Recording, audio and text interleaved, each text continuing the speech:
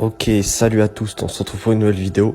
Et j'avoue qu'en vérité, je sais pas vraiment de quel sujet je veux parler, à part que je veux parler de la force dans Star Wars. Mais je pense, en vrai, je vais un peu parler de plein de choses, parce que si je me concentre que sur un seul sujet que je voulais faire à la base, il y a trop peu d'informations pour en faire une vidéo, quoi. Du coup, je vais donner plus d'informations et surtout des visions de moi, ce que je pense de la force. C'est-à-dire que moi, je vais dire des trucs qui sont pas acquis, mais je donnerai quand même mon avis dessus.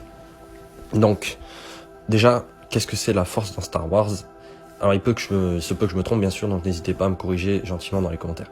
Donc, qu'est-ce que la force dans Star Wars? C'est une énergie invisible qui est présente de partout dans l'univers et dans tous les êtres vivants.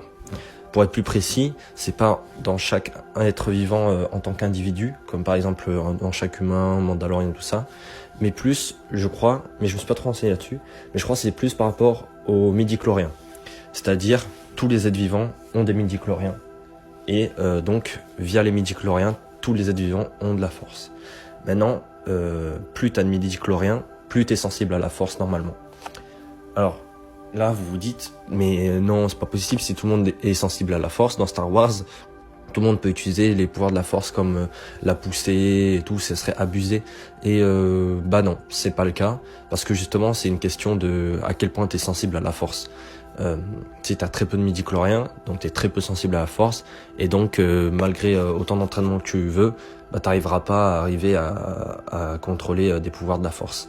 Par contre, à certains stades de midi-chloriens et avec un bon entraînement acharné et une bonne détermination, tu peux bien entendu maîtriser des pouvoirs de la force. Maintenant, du coup, ce qui est important de savoir, c'est que les pouvoirs de la force, c'est pas vraiment un pouvoir que la force a créé en tant qu'énergie et qui a été donné aux humains.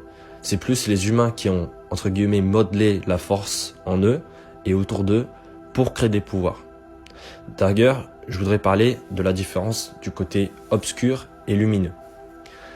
En fait, il y a un pouvoir très connu dans le côté obscur, et on va prendre cet exemple, même s'il y en a deux, c'est les éclairs de force. Il y a aussi l'étranglement de force. Mais on va rester sur les éclairs de force.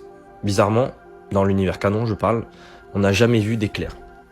Les Jedi utilisaient des éclairs, pardon. Seul moment, c'est Rey, sauf que techniquement, déjà, c'est pas une Jedi, et elle est spéciale. Bref, c'est pas le sujet de cette vidéo. Il y a que dans les légendes où on voit des Jedi utiliser des éclairs de force, mais ça s'appelle pas des éclairs de force et ils ont une autre couleur plutôt jaune-orangé. Et il faut avoir un très grand contrôle de son émotion pour pouvoir l'utiliser, donc c'est pas tout le monde qui peut l'utiliser. Donc pourquoi les Jedi n'utilisent pas les éclairs de force? Vous allez me dire, bah, tout simplement parce qu'ils sont du côté lumineux, donc ils peuvent pas utiliser ce pouvoir. Et en fait, c'est faux. Il n'y a pas vraiment de interdiction de pouvoir, il n'y a pas vraiment de pouvoir du côté obscur et lumineux. C'est plus compliqué que ça, on va en venir à ce sujet-là. Du coup, pourquoi ils n'utilisent pas les éclairs de force, par exemple, les Jedi? Pour une première raison qui n'est pas la principale, mais qui en fait partie, que l'étranglement et les éclairs de force sont des pouvoirs qui font souffrir l'adversaire au lieu de le tuer. Pour être plus précis, les Jedi, dans leur code d'honneur, quand ils se battent contre n'importe quel ennemi, leur premier but, c'est de la parole, la diplomatie, ils essaient de raisonner. Souvent, ça marche pas quand c'est pas des sites et tout, ça va, ça peut marcher, mais quand on décide, souvent ça marche pas. Donc, un combat s'engage. Et souvent, ils vont opter parmi les 7 formes de combat sur des formes plus défensives. Leur but est de toujours essayer de le raisonner tout en se défendant. Et voilà. Après, quand la diplomatie n'est plus possible, ils vont essayer de le neutraliser afin de l'emprisonner. Ça, c'est le deuxième chemin, deuxième étape du combat. Si tu peux pas le raisonner, tu vas devoir le neutraliser et l'emprisonner. Et dans le pire cas, un Jedi, c'est très rare, mais il peut tuer. Et encore que je pense qu'il peut y avoir des jugements et tout pour juger justement si le meurtre était nécessaire ou pas. Mais un Jedi peut tuer que dans un cas d'extrême urgence. Mais, alors ça, je crois que ça n'a jamais été dit.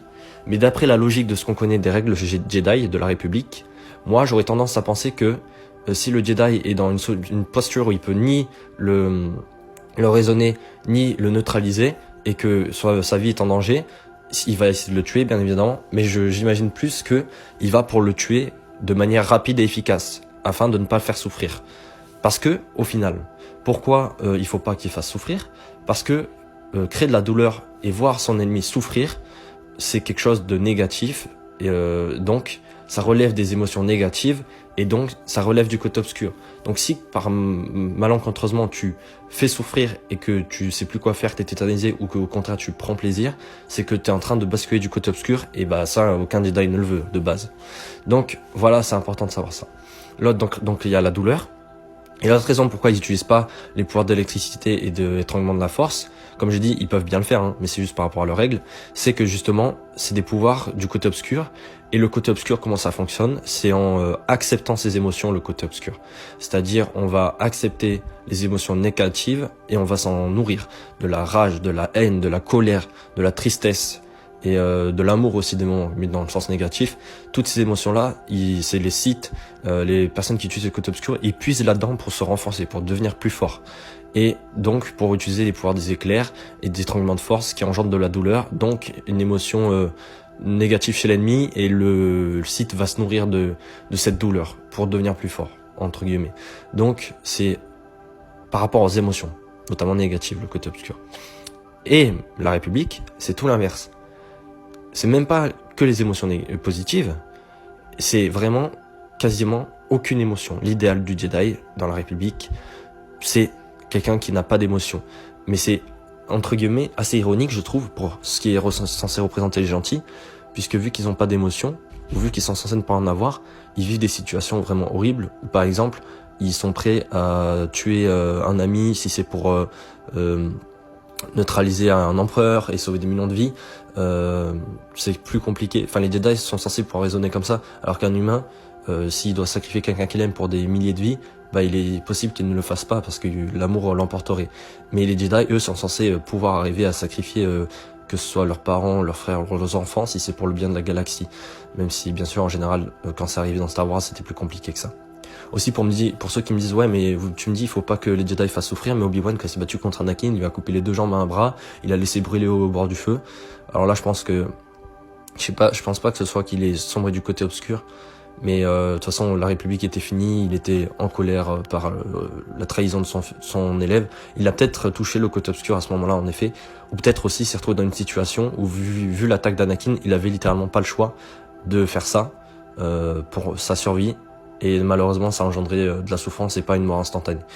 Mais on peut toujours dire qu'il aurait pu le tuer et qu'il a fait ça pour se venger. Mais donc, ça veut dire qu'il aurait touché le côté obscur Obi-Wan pendant un temps en faisant souffrir son élève.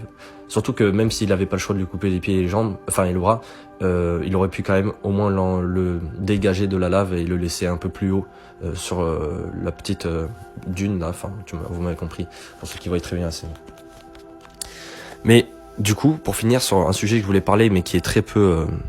Et d'ailleurs, n'hésitez pas si vous avez des exemples à m'en donner, moi je suis friand de ça. En fait, je me disais, mais qu'est-ce que la force peut faire en elle-même?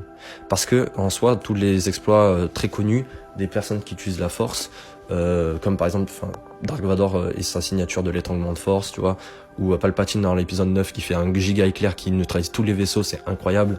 En fait, tous ces trucs, certes, ça utilise la force, des pouvoirs de la force, mais en fait, c'est à travers un individu ou des individus. Mais qu'est-ce que la force en tant qu'énergie mystique peut faire d'elle-même?